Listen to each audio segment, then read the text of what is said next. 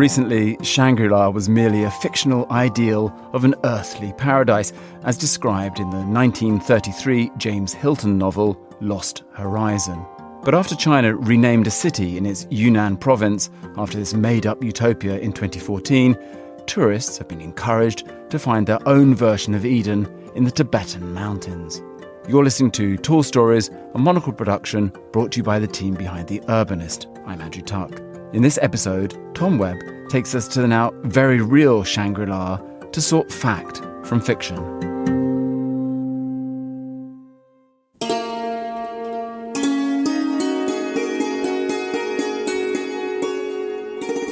On an ancient tea trading route connecting China and Tibet, you may discover Shangri-La. Formerly called Zhongdian almost 25 years ago, the Chinese government changed its name to the fictitious Tibetan town from James Hilton's 1933 utopian novel Lost Horizon. Though this was a move largely to promote tourism in the region, with its dramatic landscapes, monasteries and culture, many would certainly label it a paradise. Indeed, to this day, its monastery is its biggest draw, an important pilgrimage site and home to more than 700 monks. Sungsanlin Monastery, often called Little Potala Palace, it is the largest Tibetan Buddhist monastery in Yunnan, first built in 1679.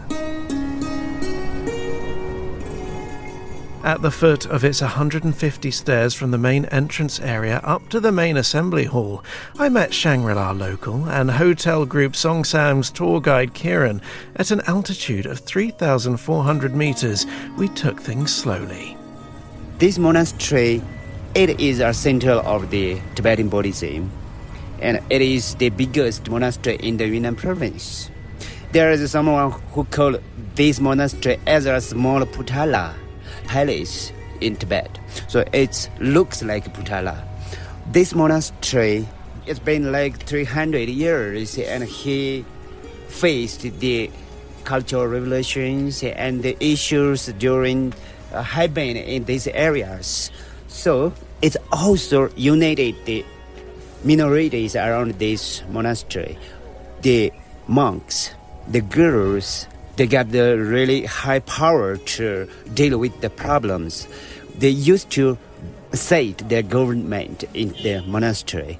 And in the history, they help lots of people, the poor people, the rich people, and they look the people equally and to help them. Inside, 108 columns support gilded ceilings, magnificent frescoes depict Buddhist legends, and exquisite golden Buddha sculptures line the halls. The air is filled with the scent of incense and the sound of prayer, adding to its already mythical setting.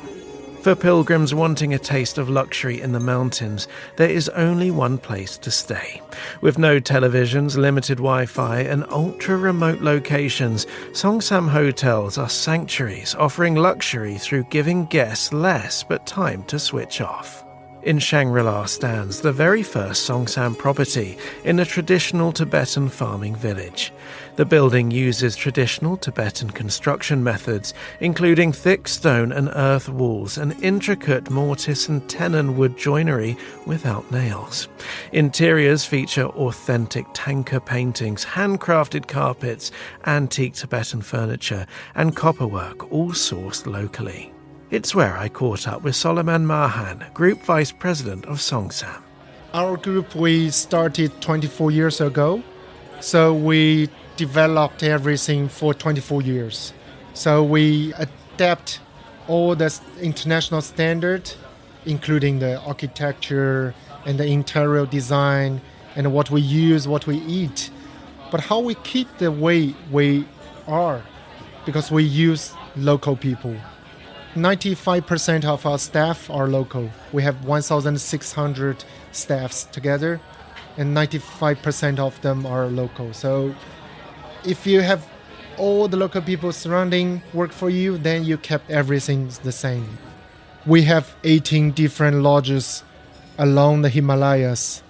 So people come from all over the world, come to join the Himalaya to see the snow mountains, to go into the monastery with the monks, to experience the culture.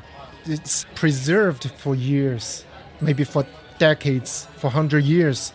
So that's the reason it's kept the same way when people doing the whole day. For example, now is the winter time. Winter time to me is the perfect timing to go to Tibet or the Tibetan region. Now because the nomad people come down from the mountains because of the weather, and the agriculture is stopped everything because it's covered by snow.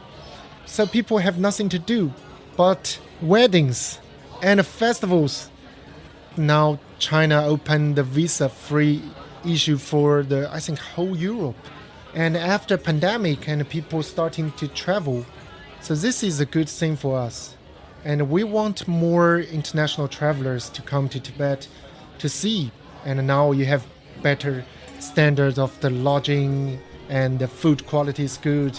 And we have Tibetan people who speak English speaking guide to welcome you guys. More than just a place to stay, the mountain hotels act as bases for immersion in the Tibetan cultural regions of Western China, with some guests staying over a month at a time to paint, walk and participate in guided wellness experiences.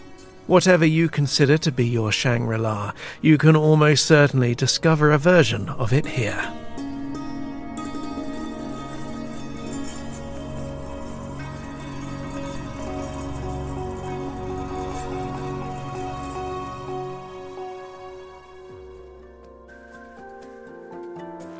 Tall Stories is a Monocle production from the team behind The Urbanist. This episode was written by Tom Webb and produced and edited by David Stevens. Be sure to subscribe to the podcast to receive new episodes every week. I'm Andrew Tuck. Goodbye, and thank you for listening, City Lovers.